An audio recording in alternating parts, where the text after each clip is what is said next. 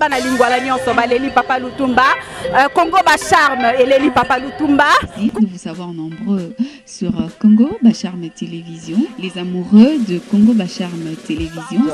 En train de suivre cette émission, la découverte sur Congo Bacharme Télévision. Bana Bacharme, Bana Congo Bacharme Télévision. Très chers internautes, l'intelligence ne ment pas. Heureuse de me retrouver avec vous, très chers internautes. Les amoureux de Congo Bacharme Télévision, cette chaîne généraliste que nous avons mise en place pour vous donner les différentes actualités à la une de tout ce qui se passe en République démocratique du Congo. Dans notre numéro d'aujourd'hui, je reçois pour vous Monsieur Patrick Ken Kalala Bikila. Il est qui? Vous allez le découvrir dans cette émission. Mais avant tout, je m'en vais faire un clin d'œil à toi. Gaylor Far West depuis Belgique, le garçon puissant et le soutien très officiel de cette émission. Bonjour Monsieur Patrick. Bonjour Madame. Comment vous allez? Je vais bien, merci. Essayez un peu de dire à nos téléspectateurs, vous êtes qui? Qu'est-ce que vous faites? Et ça, c'est depuis quand vous êtes devenu ce que vous êtes? Ah, d'accord. Comme Gracia, tu l'as dit, je réponds au nom de Patrick Nkalala Toujibikila. Et bon, pour les intimes samouraïs, je suis cinéaste. Et quand je dis cinéaste, c'est parce que je travaille comme réalisateur cinématographique, comme producteur, mais j'ai commencé par être acteur. Donc j'ai fait l'interprétation dramatique à l'Institut national des arts. Et puis après, j'ai eu la chance de me faire former sur l'État d'abord. Et puis est arrivé des ateliers de Baloufou et Djomunga. Et aujourd'hui, je gère une boîte de production qui s'appelle Image Drama, qui est une boîte de production, réalisation et formation. Donc nous produisons des films, nous réalisons. Quand je dis produire des films, c'est-à-dire que nous produisons des films d'autres amis qui ont aussi les soucis de faire du cinéma, de jeunes et de nos propres étudiants, puisque nous avons l'autre volet dont je vais parler bientôt, formation. Et donc réalisation, c'est parce que nous réalisons aussi nous-mêmes nos propres films, des films d'auteur et puis des films de commande. Donc quand je dis commande, c'est dire des films institutionnels. Et maintenant, le troisième point, c'est la formation. Nous donnons la formation à des jeunes gens qui voudraient devenir cinéastes. Nous leur apprenons l'écriture, la réalisation, le montage, la prise de vue, et ainsi de suite. Voilà. Bref, c'est un peu ça que je suis. Voilà. D'accord. Commençons par les œuvres que vous avez déjà eu à réaliser. Vous avez déjà fait au total combien de films à peu près? En tout cas, totaliser les films, ça serait très difficile parce que j'ai commencé quand même depuis 2003. J'ai commencé depuis 2003 et donc j'ai fait beaucoup de films. D'abord dans l'État et puis après quand on se confirmait comme cinéaste et jusqu'à aujourd'hui. Si je peux parler des films d'auteur, j'en suis à pratiquement 15 ou 16, si j'ai bonne mémoire, entre des courts-métrages et des longs-métrages. Ouais.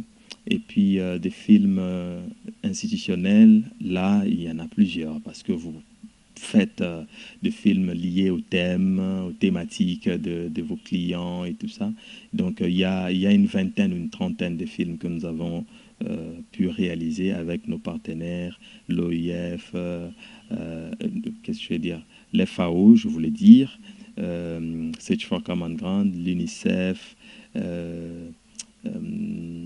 Save the Children, les enfants invisibles, pas mal de partenaires avec qui nous avons eu à réaliser des films. Voilà.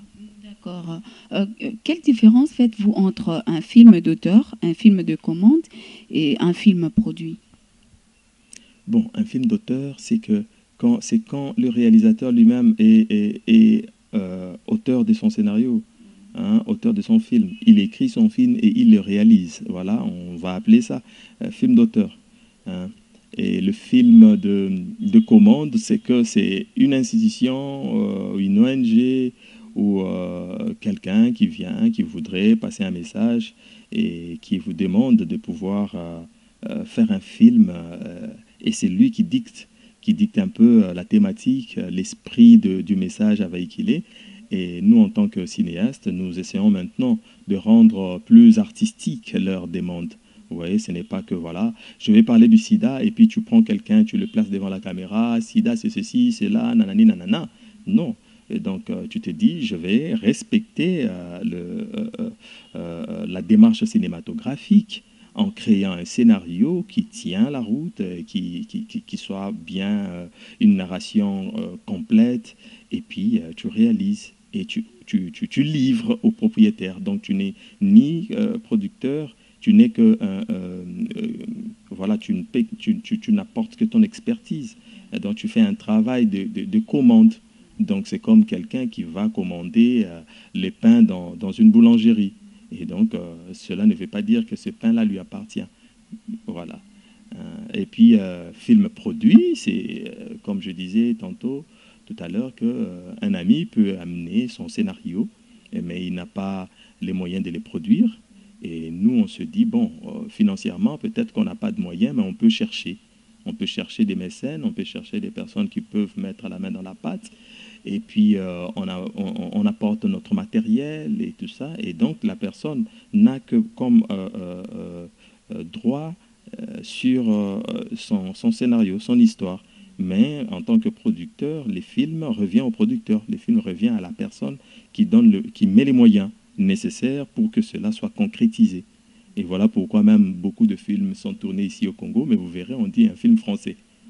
Pourquoi? Parce que le financement vient de la France. D'accord. Vous avez dit que vous avez commencé le cinéma en 2003. Aujourd'hui, on est en 2019, donc ça fait beaucoup d'années déjà. Mais apparemment, le cinéma n'est pas encore inculqué dans la mémoire des Congolais. La différence réside où entre la télé dramatique et le cinéma? Parce que la plupart de nos citoyens congolais, lorsqu'ils nous voient jouer, lorsqu'ils vous voient jouer à l'extérieur, ils disent que non, bazo sala maboki. Mais non, la différence réside où entre les maboké et le cinéma proprement dit? Merci pour la question. Déjà, dire que les Congolais n'ont pas la culture cinématographique. La majorité des Congolais. Je n'en disconviens pas. Je dirais plutôt que les Congolais ont perdu la culture du cinéma. Parce que le Congo, à l'époque du Zaïre, on avait des salles de cinéma.